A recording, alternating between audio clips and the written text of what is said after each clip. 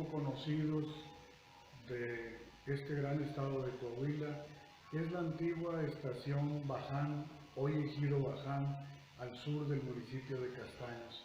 Este es un lugar que entraña un simbolismo en la historia constitucionalista del estado de Coahuila de las primeras semanas, porque en ese lugar es donde, proveniente de Piedras Negras, Coahuila, pasando por Estación Monclova, el sábado 15 de marzo de 1913, don Venustiano Carranza se encuentra ahí con Pablo González, quien va a la campaña de Nuevo León.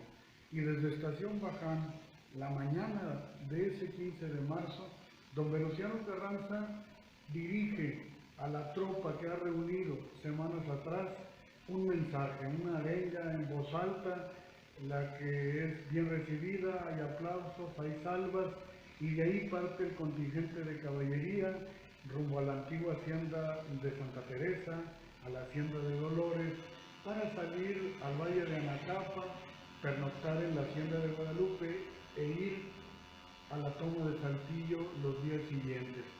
De regreso de la fallida toma de Saltillo está el suceso memorable de la firma del Plan de Guadalupe. Se cruza de nuevo la muralla, se cruza de nuevo por el camino de la Boca del Tres Ríos, y Carranza y sus tropas llegan de nuevo a Estación Baján. Estarán ahí desde donde se ha enviado ya el Plan de Guadalupe a Monclova. Por eso este lugar es importante, Estación Baján, el ejido Baján, porque de ahí partió Carranza a la toma de Saltillo, de la cual regresó para discutir y firmar el Plan de Guadalupe, y retornó al ejido Baján, de donde tomó el ferrocarril para ir a Estación Monclova. Es uno de los capítulos pequeños pero simbólicos del constitucionalismo en las tierras coahuilenses.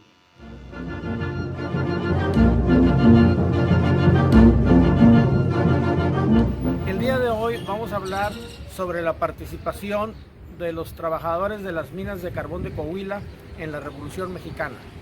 Primeramente fue durante el maderismo en 1911, posteriormente en la Decena Trágica, a raíz del llamado que hiciera el 19 de febrero de 1913 Venustiano Carranza Garza, gobernador de Coahuila, los mineros se dispusieron nuevamente a defender la nación. Y fueron Fortunato Suazua, Luis Alberto Guajardo y Cruz Maltos Castañeda quienes los reunieron y los llevaron a Hermanas Coahuila, donde allí se unieron a las fuerzas de Jesús Carranza. Y fue en la batalla de Candela donde fue su prueba de fuego, entre otros de Fortunato Maicot, Mariano Reyes, Agustín Fernández, Manuel Castellano y un nutrido grupo de japoneses, entre otros Fusaichi Otakara, Koto Sodabro y Kisaburo Yamane. Tras la revolución, algunos de ellos regresaron a sus lugares de trabajo, como fue el caso de Tiburcio Madrigales. Otros de ellos se quedaron en el Ejército Nacional. De esa forma fue como los mineros de Las Esperanzas, de Palau, de Agujita, de Cloete, de Lampacitos, participaron en la Revolución Mexicana.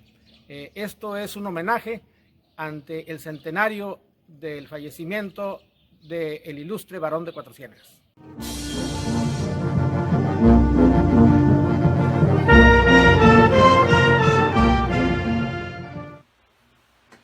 Hola, espero estén muy bien. Con motivo del primer centenario del asesinato de Venustiano Carranza, voy a referirme al significado que tiene esta figura en la laguna. Cuando en 1969 llegué a Torreón para trabajar en esta ciudad, pude percatarme con el tiempo que era una región donde el villismo estaba muy arraigado. Presumí que sería a partir de que fue la toma de Torreón, uno de los acontecimientos claves para que el ejército constitucionalista lograra derrocar al usurpador Victoriano Huerta, como si la división del norte no formara parte de ese ejército, comandado por el primer jefe, Venustiano Carranza. Figura que no es muy valorada, salvo un gran parque, una preparatoria y una calle que lleva su nombre. Pero en el ideario lagunero, Carranza sigue sin tener mucho peso. Mas la razón era más profunda, y con el tiempo logré dar con algunas claves incrustadas en su devenir histórico. He sostenido que hasta la fecha podemos identificar dos Coahuilas. El primero, la región sur y el resto del estado, y el otro, la región lagunera. Lo anterior tiene que ver con su historia económica. Así, el Coahuila ganadero y agricultor, de escaso historial industrial en sus inicios, con una producción dedicada al mercado interno, contrasta con una región que gracias al algodón y sus industrias transformadoras logró un desarrollo vertiginoso de lo más avanzado en su momento, a partir del cruce de los ferrocarriles y su comercio de exportación. Especialmente Torreón, que era el modelo exacto de desarrollo fincado en las ideas capitalistas del porfiriato. Torreón logró un rapidísimo desarrollo merced a sus núcleos de poder que hicieron alianza con los gobiernos porfiristas estatales, logrando les eximiera de pagar impuestos, a pesar de asentarse en él grandes empresas con ganancias millonarias.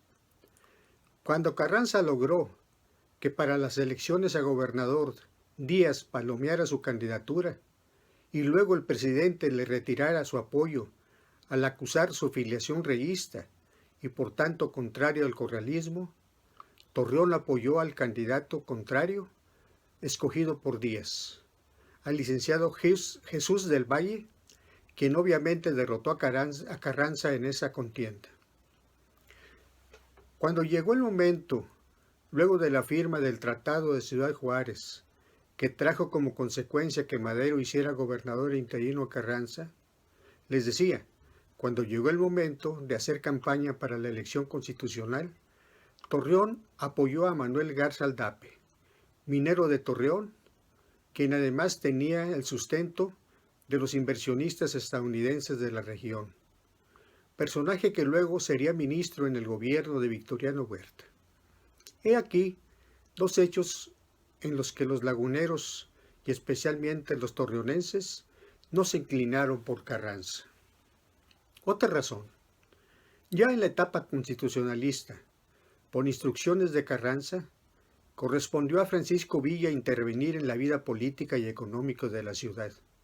Primero, imponiendo autoridades y después ejecutando las primeras intervenciones a las propiedades de los ciudadanos torreonenses que habían apoyado al régimen usurpador de Victoriano Huerta. Asunto que gustó mucho a las clases desposeídas, atribuyéndole a él, a Villa, la iniciativa.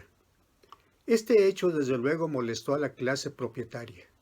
Más adelante, ya derrotado Huerta, Carranza, en aras de respetar el Estado de Derecho plasmado en la Constitución de 1857, ordenó un proceso de devolución de las propiedades intervenidas, política que disgustó a las clases populares, al pensar que la revolución los había traicionado, al reintegrar a sus explotadores sus riquezas que consideraban mal habidas.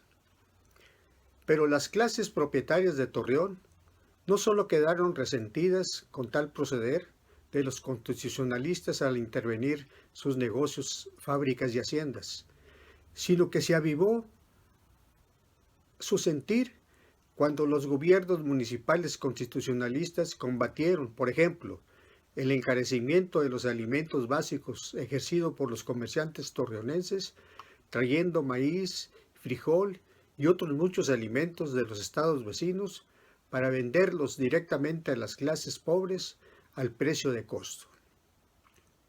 Otro ejemplo lo tenemos cuando se intervino en el Mercado Juárez para obligar a quienes monopolizaban los espacios y los productos a que solo quedaran con su espacio de venta y las bodegas que tenían ahí mismo se convirtieran en locales atendidos por gente del pueblo que quisiera dedicarse al comercio de menudeo.